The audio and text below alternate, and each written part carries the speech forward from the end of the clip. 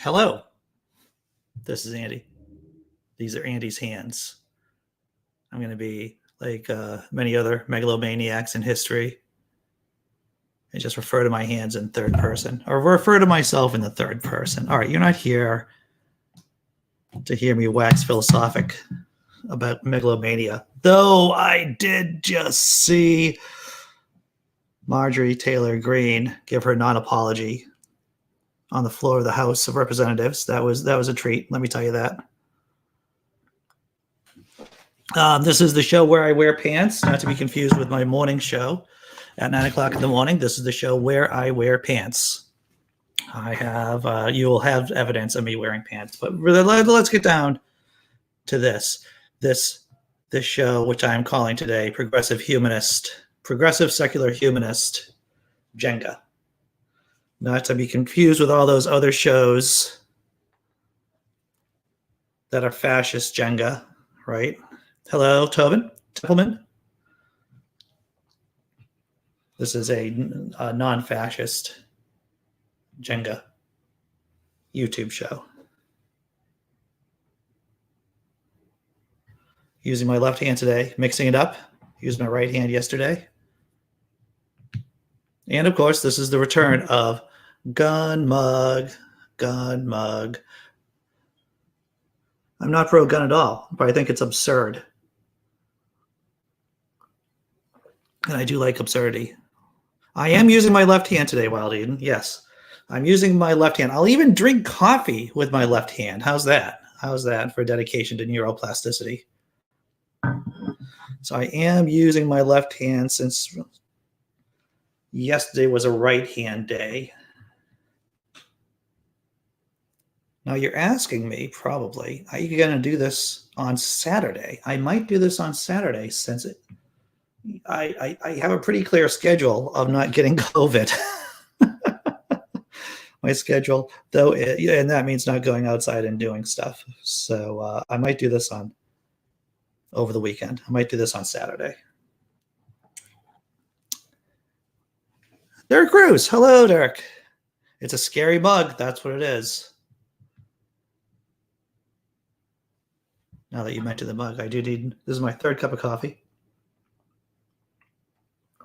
Oh yeah, that's magic.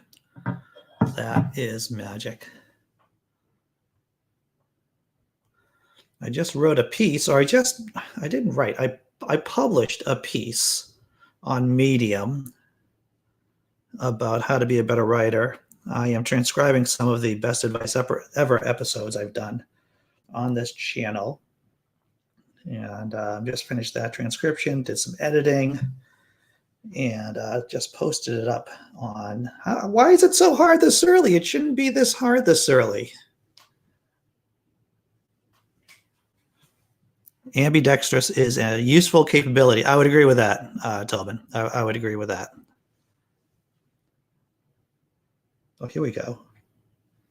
Easy peasy. Mac and cheesy. Perfect.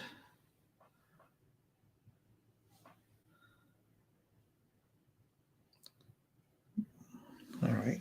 You see, there are times that when you move one block, another block moves, but that reveals the fact that there is a second block that is easier. Oh man. All right, there we go.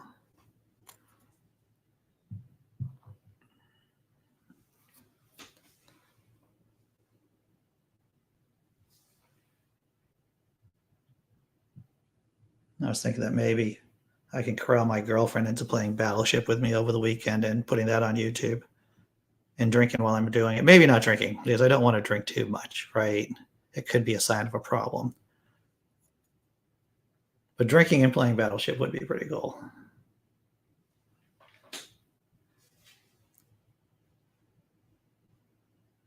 And you get to see how exactly ungraceful I am at losing. And all the crap I talk. I talk a lot of smack when I'm playing a competitive game. Obviously, I'm not doing it here. This is supposed to be more of a therapeutic, something to relax myself and to share and to talk and to commune with you all. But I think maybe playing Battleship would be fun.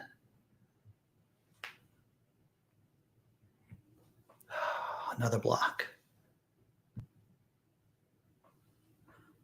So I'm in between books.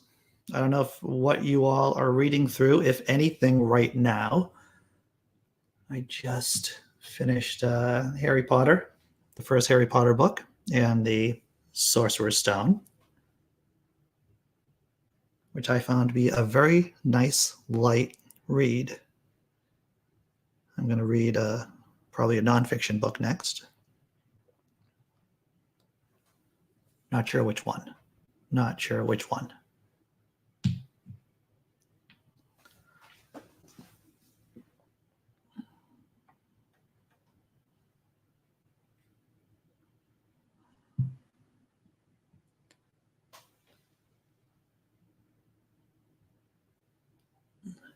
Does anyone have any fun? I'm reading Gideon the Ninth, Lesbian Necromancer Explore Haunted Gothic Palace in Space. That sounds like a mashup of genres. That's what that sounds like. Gideon the Ninth, Lesbian Necromancers Exploring a Haunted Gothic Palace in Space. Well, you know, I don't think there's anything in that story that I wouldn't find entertaining. Or you're in chapter 3. Do you recommend it, Wild Eden?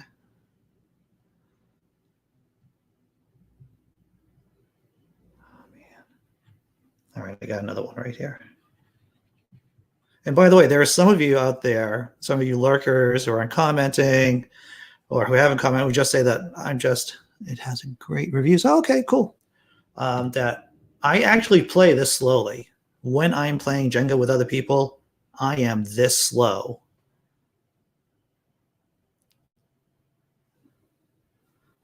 I take my time.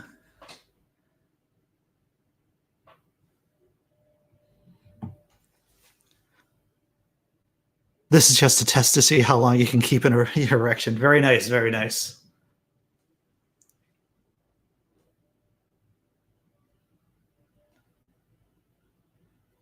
Yeah. I pretty much just keep talking. The only time I've really talked about anything like that, Negative God, is when I've been on stage doing comedy, talking about my nether regions.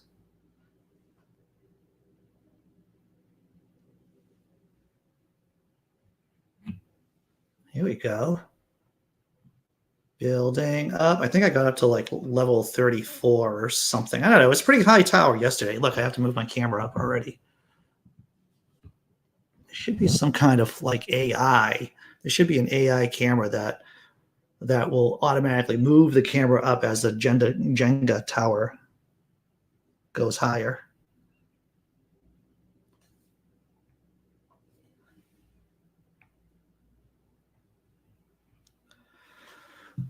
Wild Eating. I'm also reading Astronaut's Guide to Life on Earth. Well, that's interesting. So what's that all about? Is that a nonfiction book? It sounds like it could be a nonfiction book. And to tell you the truth, I am envious. Being able to read two things at once, I can't do that. I have to slog through. My regular reading, as you can guess, is a lot of blog posts, a lot of news articles. I got The Economist gifted to me from my girlfriend, and that's a weekly news magazine. So I read through that. I read through as much as I can. And then there's usually a book that I'm going through. Sometimes a book by an author who's coming on the channel to talk about the book. The Astronaut Who Went Blind Outside the Space Station, nonfiction. Oh my. Went blind outside the space station.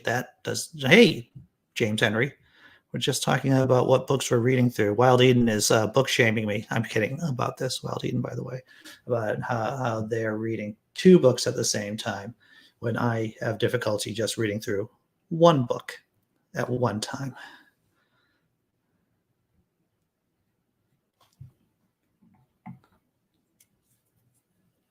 All right.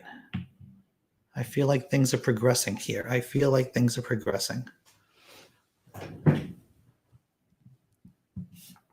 All right, a little bit higher.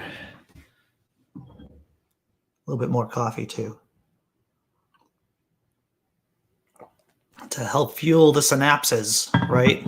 Isn't that what caffeine does? It keeps your neurotransmitters in the synapse, in the synaptic cleft. You have the little neurons, and then you have the neurotransmitters in between hanging out, and caffeine helps keep them in there. I don't know. Maybe I'm just not really a scientist. And the last time I took neuroanatomy and neurophysiology was like maybe 30 years ago. But as I recall, caffeine keeps the neurotransmitters firing for all intents and purposes. Bagman. That's what you're reading through? Bagman? Is that a book by Rachel Maddow? Negative. Negative God. The first Canadian to walk in space, Hatfield has flown 2 space shuttle missions and served as a commander of the International Space Station. How about that? Chris Austin Hatfield.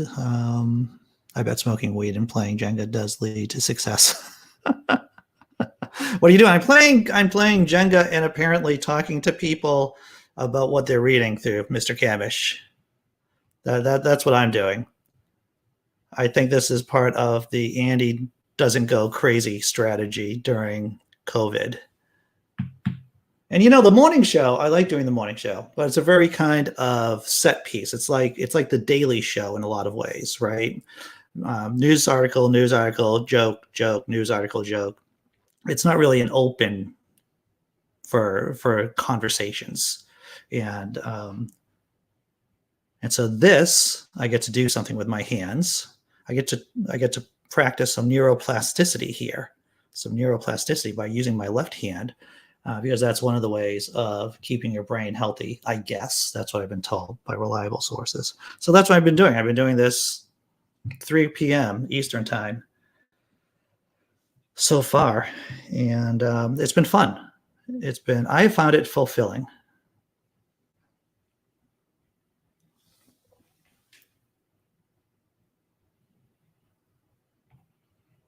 Oh, another one.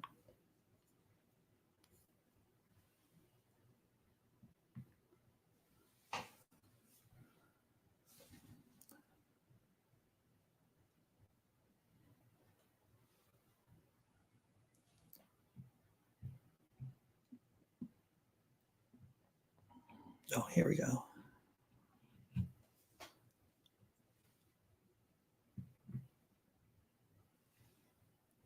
Getting a little wobble here. There's a little bit more tension, a little bit more drama as the tower gets up higher and higher.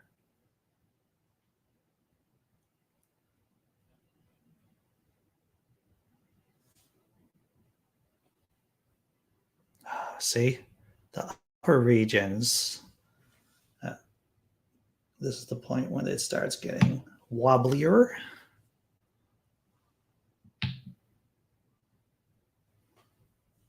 So, of course, the rule to regular everyday Jenga is that you can only use one hand at a time.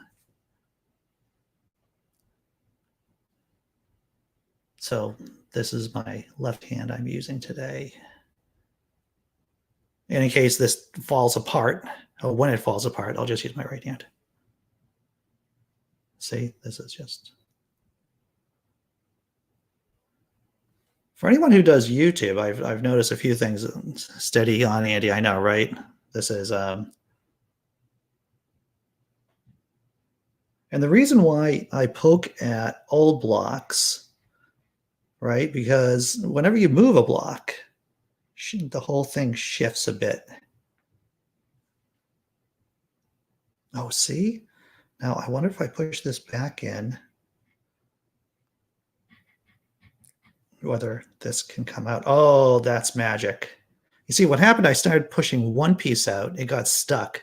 I pushed it back in when I noticed that this one right here was loose.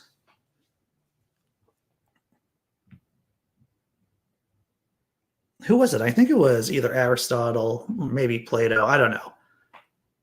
Said that the best way to know a person is to play a game with them.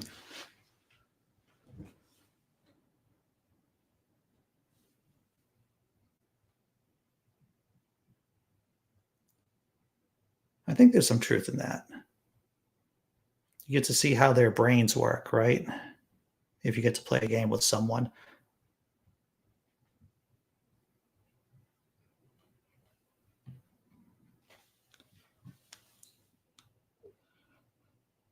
Well, thank you, Wild Eden, about the compliments of my Jenga tower. Looking good.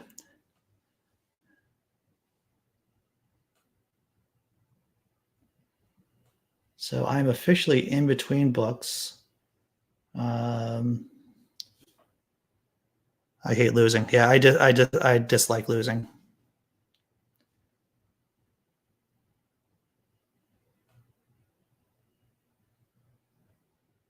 Oh man, nothing is really.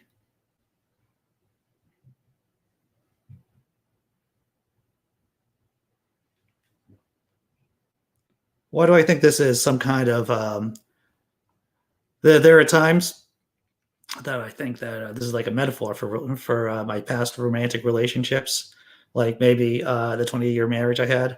It's like, oh well, things were working out at the very beginning, and then they got higher and higher, and more things got piled on, and the whole thing became unstable. The discomfort doesn't last long enough. Oh man, I can't. All right. I got this right here. See, now the block fell out of my hand, but the tower did not fall. In case you were wondering about that falling noise that you just heard there. So we're still safe. It's still safe. Oh man, I just lost my iPad. All right, let me get that thing going. All right, so great analogy to marriage. Yeah, well, to maybe not successful marriages. You know, I've been told that there are people out there with happy marriages and people that are just like naturally healthy. I've seen people who are naturally healthy, to tell you, naturally happy. I believe that they exist just because I have seen them in real life.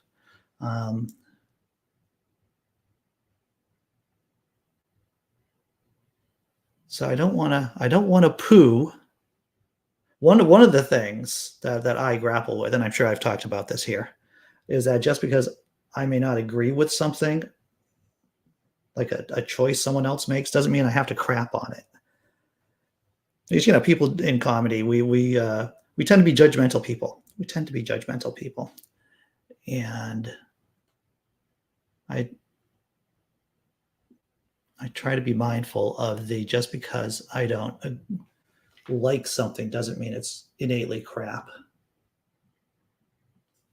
Da-da, da-da, da-da, da-da, da-da.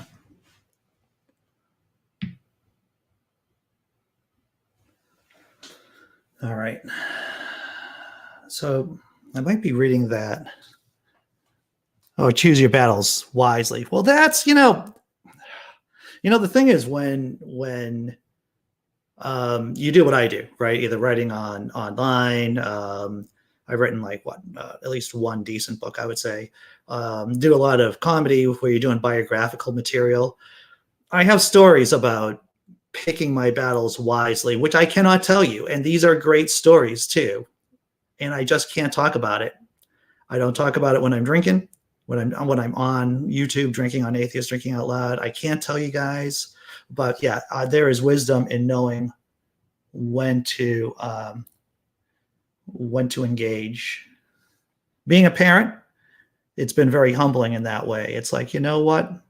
I will say this: being a parent is humbling about what it is a tutorial and what little control you actually have, over yourself, and the realization that you have no control over anyone else.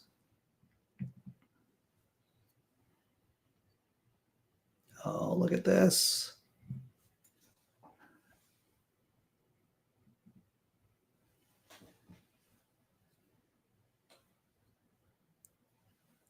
Oh, what? Okay, Wildy, I just see this financially as well as emotionally. Yeah. There are a few things that I've seen that drive people crazy, crazier than divorce and people fighting over inheritance. I have a friend right now, in fact. I mean, those two things seem to be constant. If you want to see someone go absolutely backcrap crazy, is normal, sane people. Get them in a divorce. Watch them what happens in a divorce, or see what happens when someone in their families died and there's money on the table for people to divide up. That will drive people nuts too. I have a buddy of mine who is keeping a rather calm head.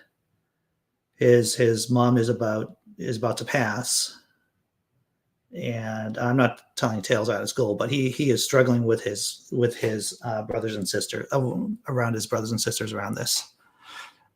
Do I have the green screen? That's good. That's a good thing. I think I do have the green screen turned on, and I don't need it. Here we go. So that should be clear. Thank you, Paul. I have the green screen, of course, on in the morning, but now I don't need it because I'm not using the green screen. So thank you for telling me. But yeah, if there is advice I would give to people younger is to be mindful and to be very cautious in situations if you're going to get a divorce, or if someone dies and there's money being left, because it drives people nuts, drives a lot of people crazy. Otherwise sane people.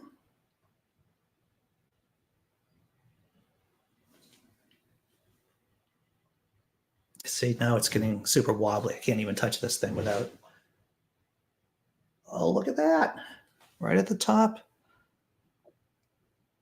No, I can't use this one. I can't use this one because, see, I'm just getting good at this. I thought I was just getting good at this. Paul Camish. I was going to take a block from a level I can't take a block at. You can only take blocks away at completed levels underneath the highest completed level. So I cannot take that block out. That was beautiful. That was just...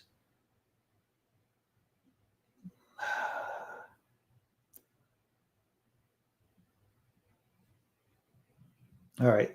Nope, can't do that one. My girlfriend and I just finished up the series Better Call Saul, which follows one of the characters, Saul Goodman, from Breaking Bad. We binged through Breaking Bad a few months ago, and now we just finished 4 seasons. That's all there are, 4 seasons of Better Call Saul. It's a fun series. I recommend it. It's not as good as Breaking Bad, because Breaking Bad is a slice of fried magic. That's what that is. But all right, I'm just gonna. Sometimes you just have a series of bad decisions, and that's what adulthood is. Recognizing that you only have bad decisions, and you got to take the least bad decision at times. It's not as good as Breaking Bad, Wild Eden, at least in my opinion, and I think my girlfriend would agree with me. Why, thank you, James Henry. I am here to entertain in my weird way that I don't, yeah. But I thought Breaking Bad was one of the best written shows out there.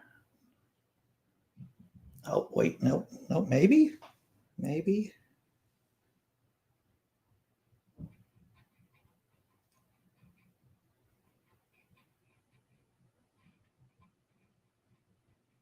See, I'm wiggling the F out of this. I don't know if it's going to work. Don't pray for me, whatever you do. Thoughts and prayers will not apply. Oh, look at that. It only took me 5 minutes to take out this one freaking block.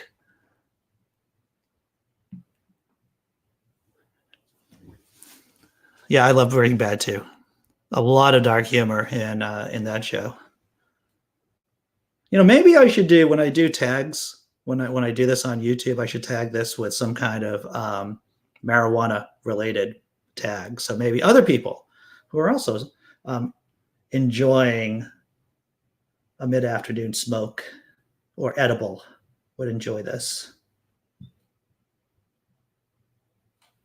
See now,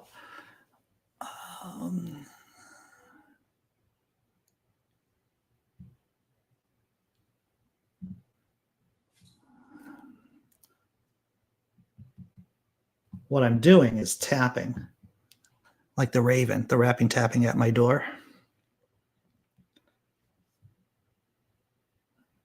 Something, something about Lenore.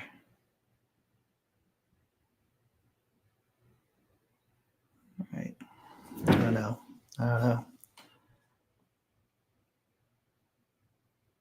Nope, that's not going to work.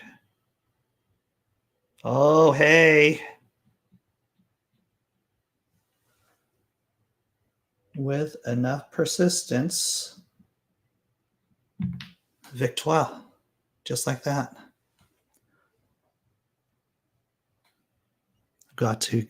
I've got you a tea, not a coffee. Very good, Paul Camish. Do you have a cucumber sandwich over there? No, this isn't tea time for you. This is like 10 o'clock at night or something, right? 9:30 at night. When I was traveling over there, my ex-wife is Scottish, and we traveled over to see her relatives. Always having a bit of cucumber sandwich, a little bit of tea at certain times. See, now this is really loose, but it's important. It's a load bearing piece. If I took it out, the whole thing would collapse, and I don't want that to happen. Oh no! Damn it! You're on the northeast coast of Scotland, so you are north of Edinburgh. Yeah. Yikes is right. It's a very dramatic. I think I have time to actually get 2 games in. I don't know what happened. Yesterday, I was able to do this for an entire 45 minutes, 50 minutes, but today, not so much. I'm going to do another. I'm going to do another tower. I'm going to use my right hand.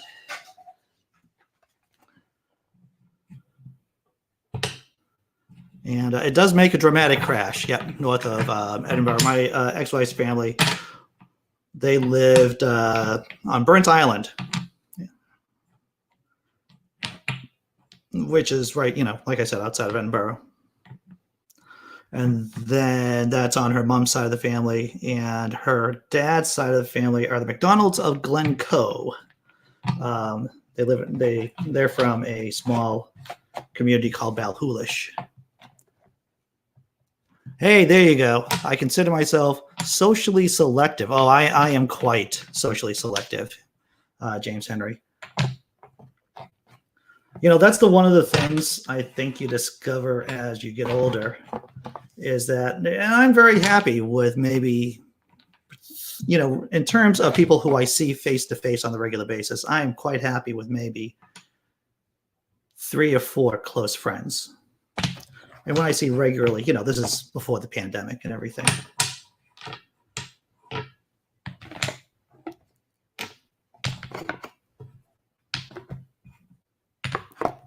I visited York a number of times. Never been to York. I've been to Skjern. What is it? Is it the Castle Skjern? That's where the Scottish royal jewels are. And I believe I've been to Skjern. I believe that's the proper way to pronounce it too. Oh, Yorkshire. Yep. I'm acquainted where that is, definitely. Having a vague understanding of the War of the Roses, York, and of course being kind of a Shakespeare fan, I have an understanding of where York is and how it's positioned in relation to sociologically, maybe, to London, for an example. 40 miles east of York. All right, in Scarborough, sure. England and Scotland are very beautiful. Yeah, yeah. There's nothing like the Highlands. I'll tell you that. Oh, I think am I missing something? I feel like I'm missing blocks. Maybe. And this isn't like an existential kind of. The problem, of course, when everything crashes down, is that you got to find stuff, and yeah. So I think I'm going to have a complete tower. Oh wow. Some of these blocks like flew all over the place. Should I apply? Should I apply for a government bailout for my Jenga block? Because that's what I think.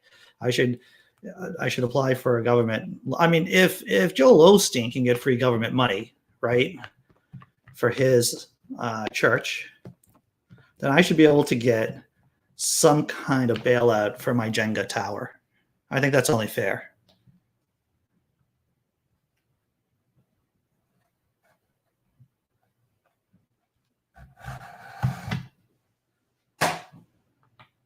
All right. Tower number 2.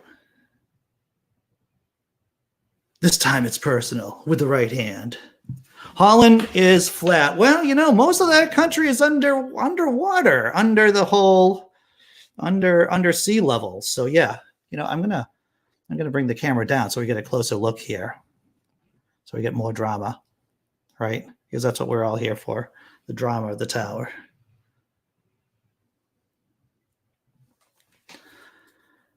Yeah, I was in Amsterdam for maybe a day or two. Long time ago.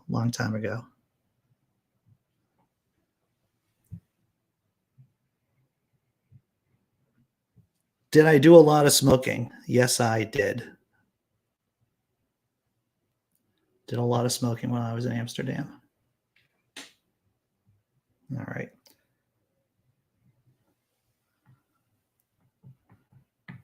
Actually, funny little thing about me.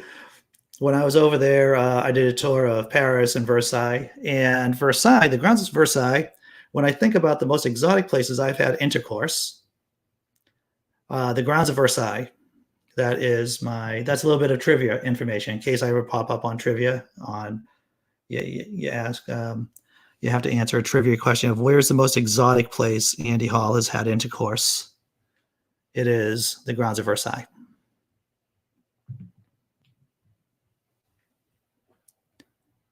I like Holland. We used to visit when we lived in Germany on a Sunday to the market, so I could see that.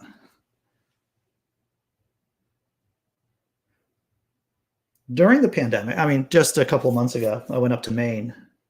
This is when I was still doing the daily atheist morning show with Chris, and I went up to Maine. My girlfriend got a place for a couple of days. Went up there with my daughter, and I figured out what the difference is, or they told me what the difference between a fjord and a fjord.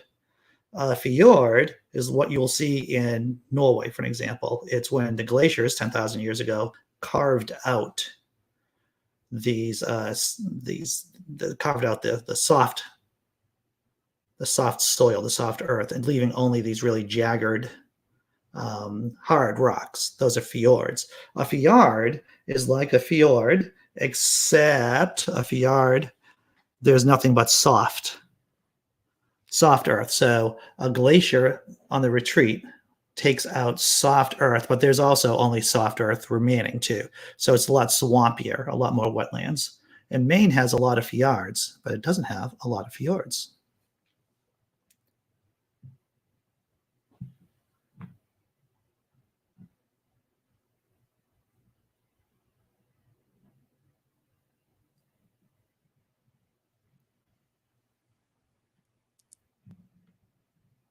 Colorado. The girlfriend's from Colorado.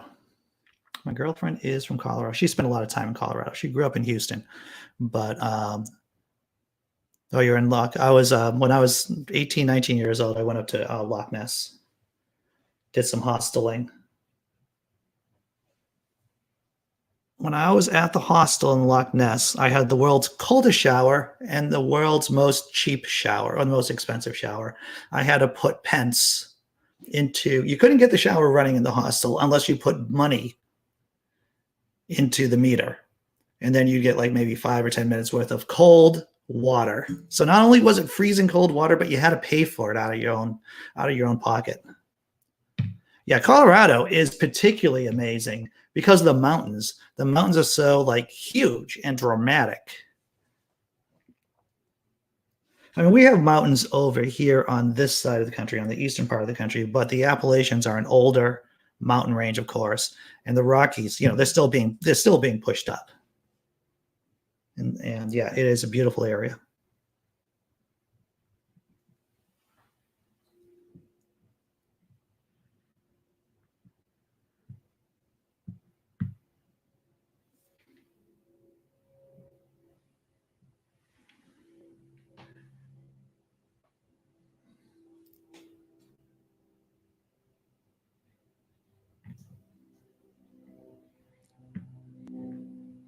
Oh yeah, well, the deep fried Mars bars in Scotland are pretty awesome too. You can get those.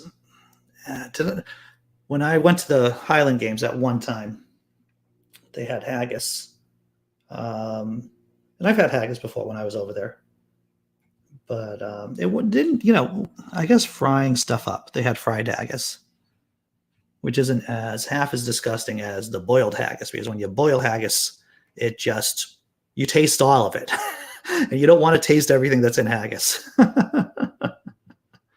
And that's the magic of frying.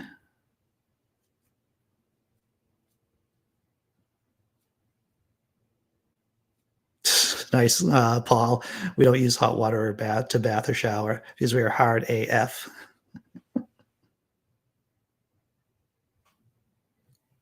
What I do miss being a vegetarian is having a fry up, right? A proper fry up. You get your sausages, you get your eggs. I still eat eggs and everything, so I guess I could have eggs and a fried tomato. Good, a good fry up. I guess I could do a fry up using vegetarian substitutes. You get the piece of toast, a piece of bread in there, and fry that up with a tomato. Delicious.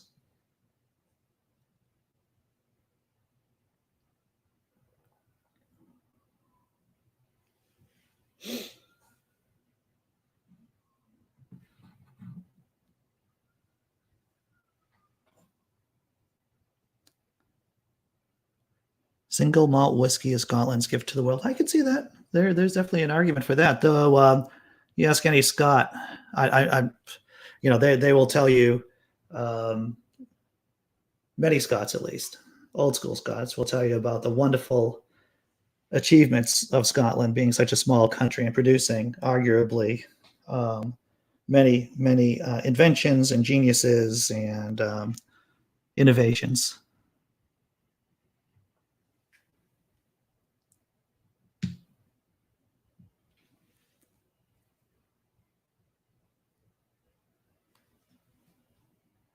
You can't beat a full English breakfast. It's true, you can't. Though I believe that this is a challenge now. I may just give to myself for myself. It's to do a proper fry up, but using totally vegetarian. The eggs, and I'll do the eggs. I can have the eggs, but I think that would be a nice thing to do. Oh, hey.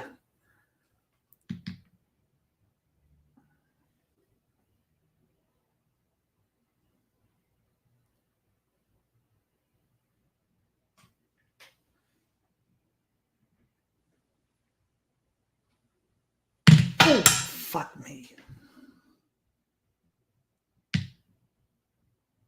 All right.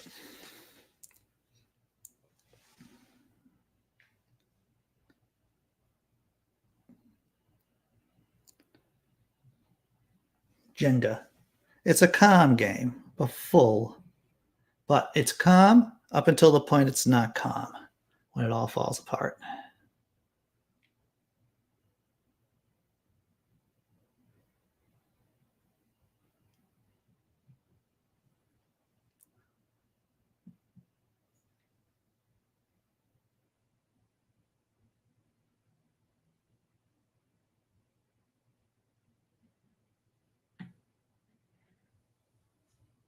Got a little bit of wobble there. That's the time. That's you can put veg sausages and the bacon would be difficult. I've had some. There's a vegetarian place in the next city over in Cambridge, Massachusetts, and they make some pretty good vegetable sausages. And what I've seen for people to use bacon for vegetable bacon is mushrooms. They do something with mushrooms, and the mushrooms can pass off at least with the texture of bacon. But you're right, bacon is difficult of replicating than just a sausage. Oh, you see the wobble? That was good.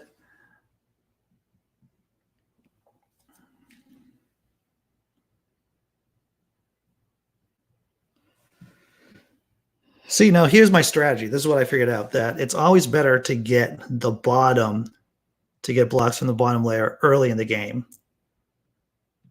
Because now that's later in the game. So here's a heuristic. Here's a tip from my several days of playing Jenga.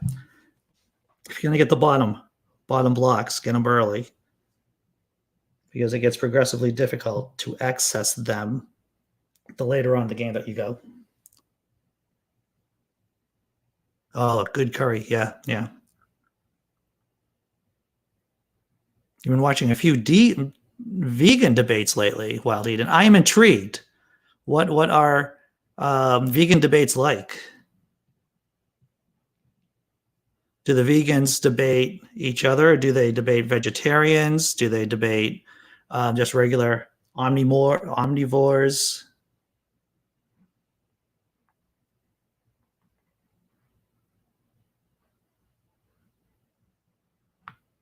Oh, look at this. Out. Yeah, vegan debates. I am intrigued with that. What that would look like.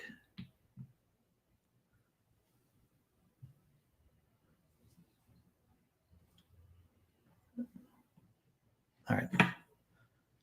I'm considering switching to vegan. Well, I've been a vegetarian since August. Are you an omnivore now? Are you a vegetarian thinking about switching to vegan?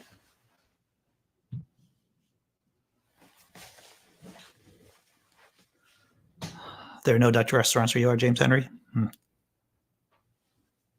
The ethics behind their arguments are difficult to deny. Well, I have to tell you something. One of the things that made me go towards vegetarianism is Richard Dawkins. He did a few talked about being the ethics of meat eating and factory farms, and that was one of the things that helped actually make me decide to go vegetarian. It wasn't for health reasons as much as just the idea I don't want to inflict any more pain and suffering in the world than I absolutely have to minimize the damage that I do.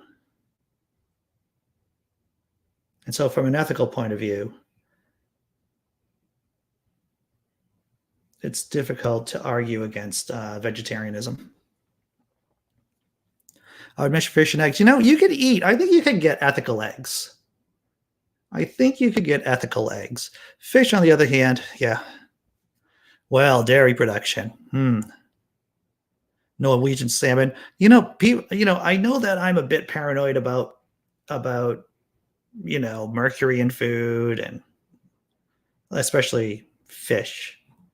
I know that wild salmon is supposed to be better than the farmed salmon, but yeah, even when I wasn't a vegetarian, I wasn't eating fish.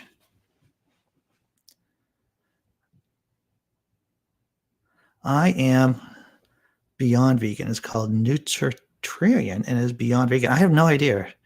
I would think that anything beyond vegan would be having photosynthetic skin, to tell you the truth. And, that's me making a crappy joke, but I am curious about how does one move beyond vegan? Oh, yeah. Here we go.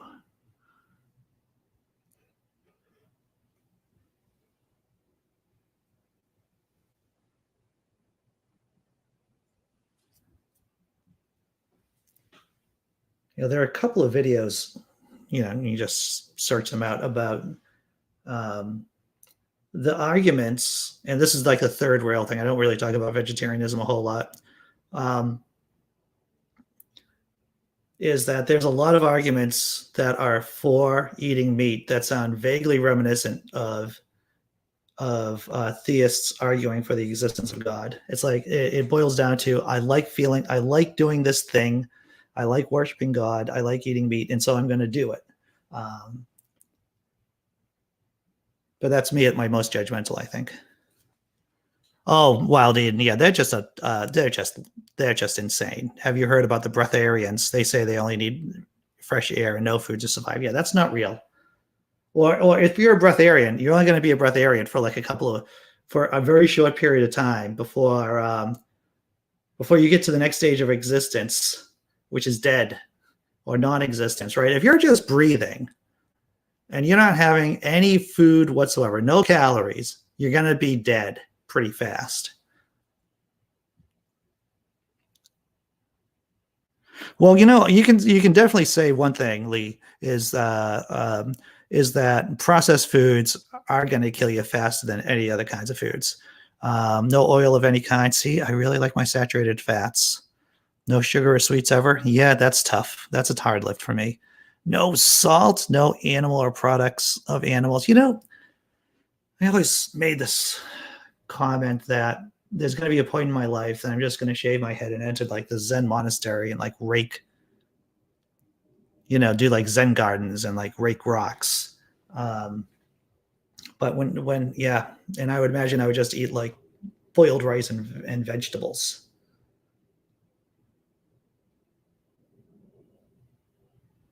But the idea about giving that stuff up right now, especially the salt, that's tough. And the sugar. I really like sugar. And no smoking, no drinking, no coffee, no tea, no eating between meals. I have to tell you, coffee is the thing that keeps me going. I think that's going to be one of my last vices. If I'm going to give up my vices, I think that's going to be the one of the last ones I give up. But hats off to you. Hats off to you to being able to do that kind of regimen. I am envious of being able to live clean like that.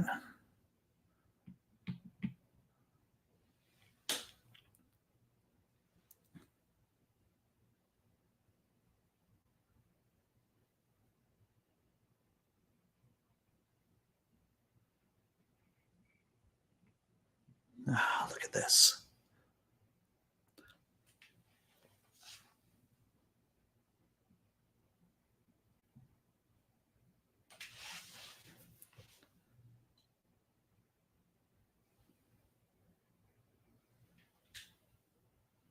When you think about thematically, I could do a whole series that Andy fails at, right? Andy fails at Jenga because you're not really going to be. What does successful at Jenga look like? What does it look like? It's about, I don't know. It's a kind of a philosophical question, isn't it? What is being successful at Jenga like? Is it just enjoying it? Is it being able to build something high that's just going to fall? Especially when you're doing it as a solo practitioner of Jenga. What does success look like, or is that even something to actually consider? Is that even a relevant question of what being successful is at doing Jenga solo practitioner? Eating a carnivore or an omnivore is not good for you. I heard that some people eat bears in America. Well, some people do go hunting and do eat the bear meat. I've sent you a link. Thank you, Paul, about the vegan debate. That's great. I'll take a look at it. Tobin, I don't think I could achieve that. Oh, hey, that's great. You haven't eaten meat for a week. Congratulations, Tobin.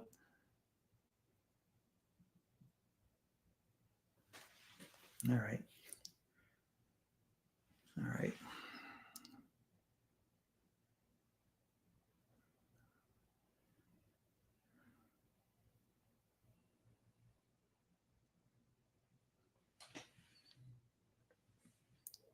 So yeah, what does being successful at doing what I'm doing? What does that mean? I don't know. I think Marcus Aurelius probably wrote something about that, the great Stoic philosopher. More about the journey. You're right about that. You know, while Eden, I have to tell you this true. I was also impressed by Cosmic Skeptic. He's a YouTuber, young guy, debating for veganism. Yeah, definitely solid arguments and passionate arguments too.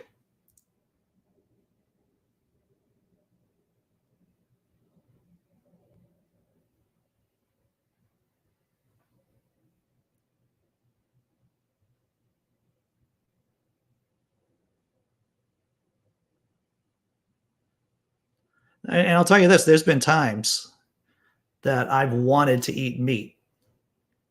There have definitely been times I've wanted to eat meat, but usually I can satisfy that need with getting an Impossible Burger from Burger King.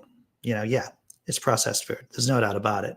But in terms of damage management, controlling the damage, if that's what keeps me on a vegetarian diet right now, then so be it.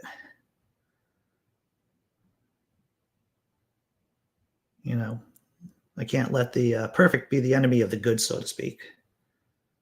So you look at the nutritional value of an Impossible Whopper, and it's not great. But I think it's better than causing suffering in animals.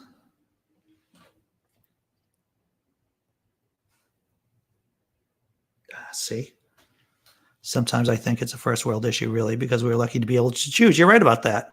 You are correct. It is, it's this Maslow's hierarchy of needs, right?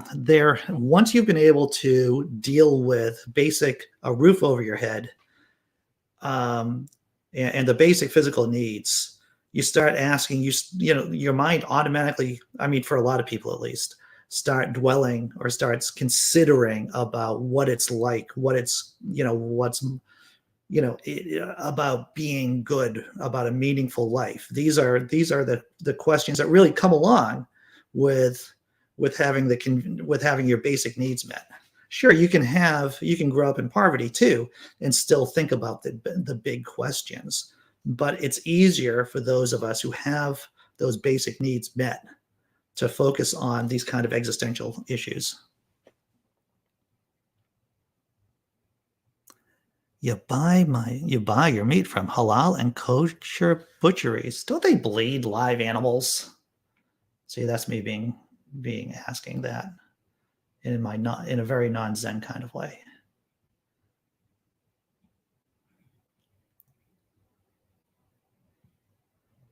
See, I don't know if this is going to work. One, I'm using my left hand, which I shouldn't be. This is my right hand time. I'm using my right. I should be using my right hand. I don't know. I thought that was loose. No, it's not loose. It started being loose, and now, such is life. Now it's not going to work.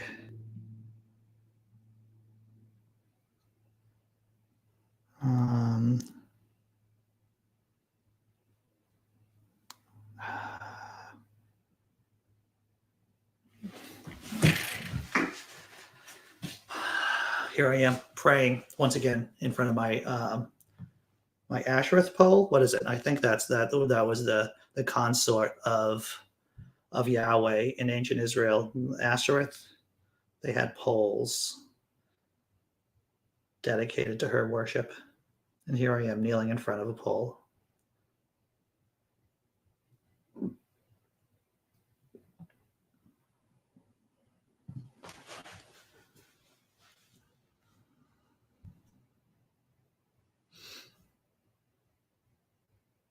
Nope, that's not going to work. Oh, hey, I think I found one. Woohoo! Hold your breath. Hold your breath. Oh, drama. Oh, yeah, look at that.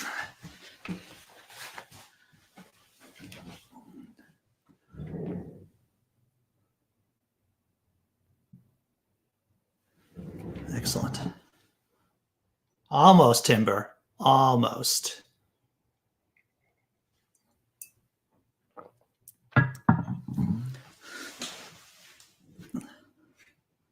I'll tell you, once the pandemic ends and I'm able to go out to restaurants, when I'm fully vaccinated, go out to enjoy life. I always like going to delis, but thankfully there's one place, like I said, down this in the next town over, next city over, that does very good vegetarian food, which I can get my Reuben fix. They do a very good Reuben, a vegetarian Reuben.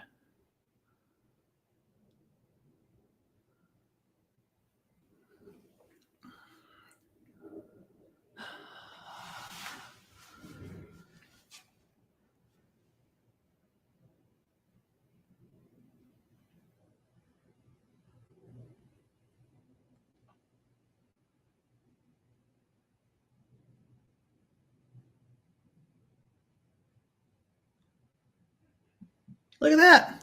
Another one gone. What is your profession, if you don't mind me asking? No. I work with people who have disabilities. That was my day job before I quit, before I decided that I didn't want to get sick from the disease. So I have always, for the last, well over 25 years now, I've been working with people who have disabilities, or people who I worked with teenage boys. A lot of them were abuse survivors. Sexual abuse survivors. I worked with boys for a year. I worked with people who have disabilities, born with disabilities. I worked with, for a long time, I worked with men who have brain injuries. So it would just be people who were driving while drunk, or they were just walking while drunk. Yes, believe it or not, you can get pretty messed up from walking while drunk. And that is something to be concerned about. So yeah, that's how I pay, and I've saved my pennies, to tell you the truth. I've saved my pennies for a long time. And so I could take this time off from work. I make a pittance from my blog. It helps. The money that I make from the blog does cover some of my expenses. But I have always lived under my means. My dad was a lunatic, but he did instill in me a rule, in that if you make, for example, if you make a middle-class income, you live one click below that. You live as if you're lower middle class. If you're upper middle class, you just live like a middle-class person. So that way you're always saving. You're always saving some money.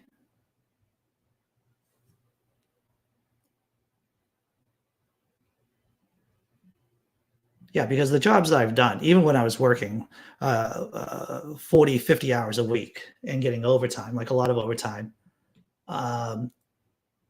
yeah, it was still never a lot of cash coming in.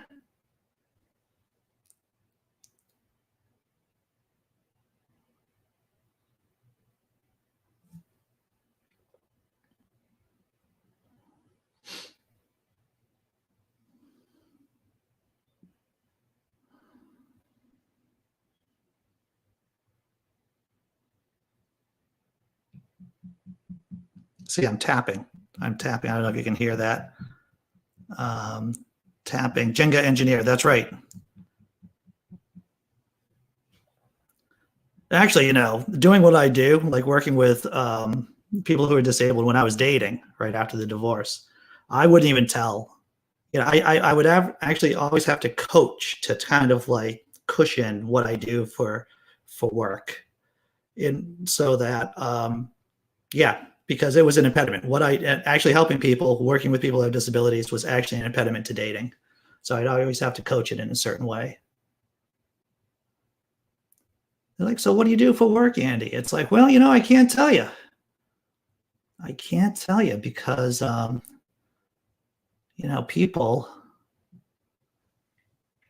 typically,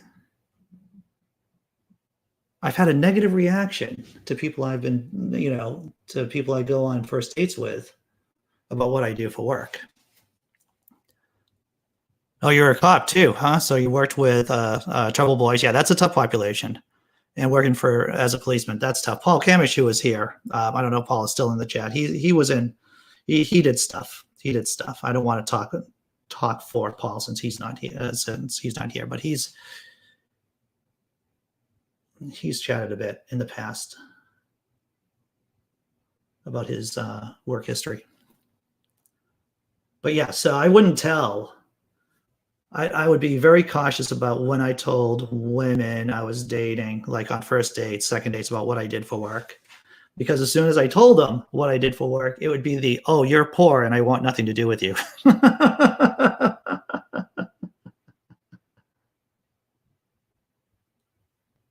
There's definitely a class system that if you're single, you're fighting against.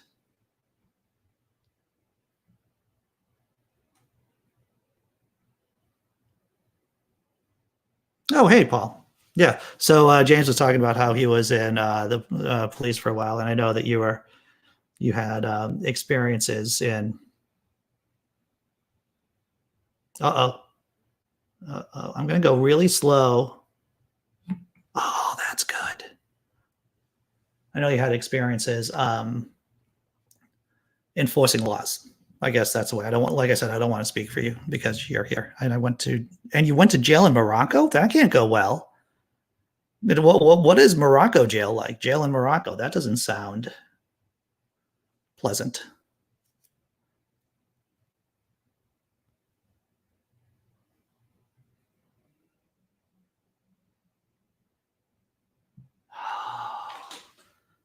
Got a lot of wobble there. A lot of wobble.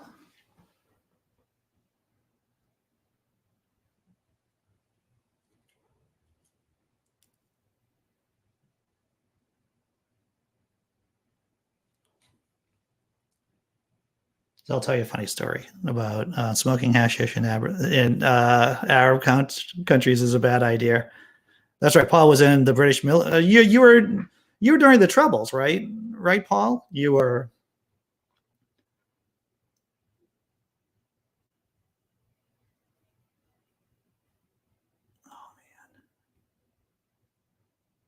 I will say, from what I understand, and what I barely understand about the situation over there right now, is that the UK government has figured out to do a borderless border between Northern Ireland and the Republic of Ireland, which is a positive thing.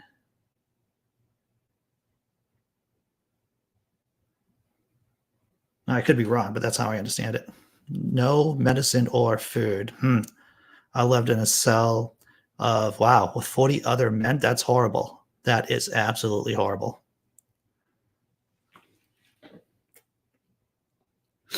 I don't know, everyone. I don't know if the how much more this tower can handle.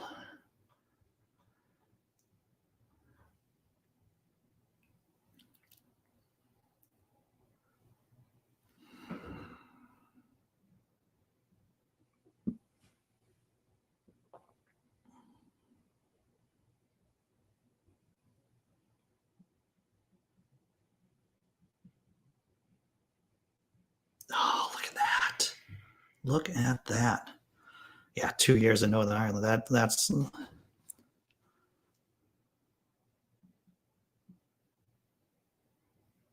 here we go.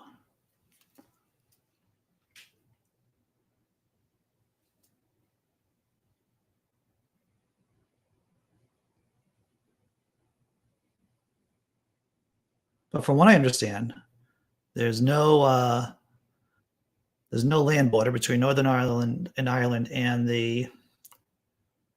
Oh. F me. All right. Dude, how could it not?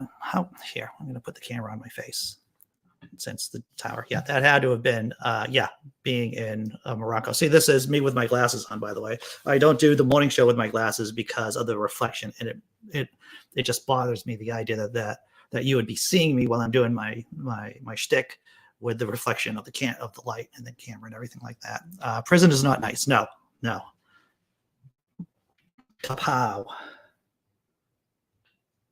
So tomorrow I'm going to be doing a shorter show. I'm going to be doing a shorter show in the morning because I have to go bring something to a store. I have to return something. And if I don't return it now, then that means I'm going to have to pay double for it. It's an Amazon thing. And if I don't do it now, then the longer I put it off, the greater chance of me getting COVID by just going into this effing store to return this item. So I'm going to probably do like a half an hour show tomorrow from 9 to 9:30, just to let you all know.